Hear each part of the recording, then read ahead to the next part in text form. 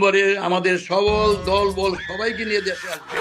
আরে আমরা তো আগে চলে যাবো নেত্রী, আপনাকে এয়ারপোর্টে জাতির জনবঙ্গবন্ধুর মতো আপনাকে বরণ করবো ইনশাল্লাহ। বাংলার কোনো মানুষ সেদিন ঘরে থাকবে না, শুধু আপনাকে বরণ করার জন্য এয়ারপোর্ট থাকবে। পৃথিবীর কোনো শক্তি নাই জননেত্রী শেখ হাসিনা ঠেকিয়ে রাখতে পারে। পৃথিবীর কোনো শক্তি নাই শেখ হাসিনাকে জেলে রাখার মতো তাদের শক্তি থাকবে। সেই জেল বাংলাদেশে এখনো তৈরি হয়নি। শেখের বিড়ি যা বলে সেটা করে। গ্রামে গঞ্জে একটি আওয়াজ এখন, শেখের বেটি আইতেছে, শেখের বেটি আইতেছে, মুখের মুখে হাসি, ঘরে ঘরে আপনার আজকে দোয়া শুরু হয়ে গেছে।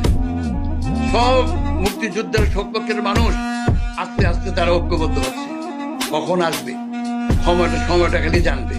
ঢাকায় কোনো অলি গলি রাস্তাঘাটে ছাদে গাছের উপরে লোক দাঁড়িয়ে থাকবে আনার জন্য।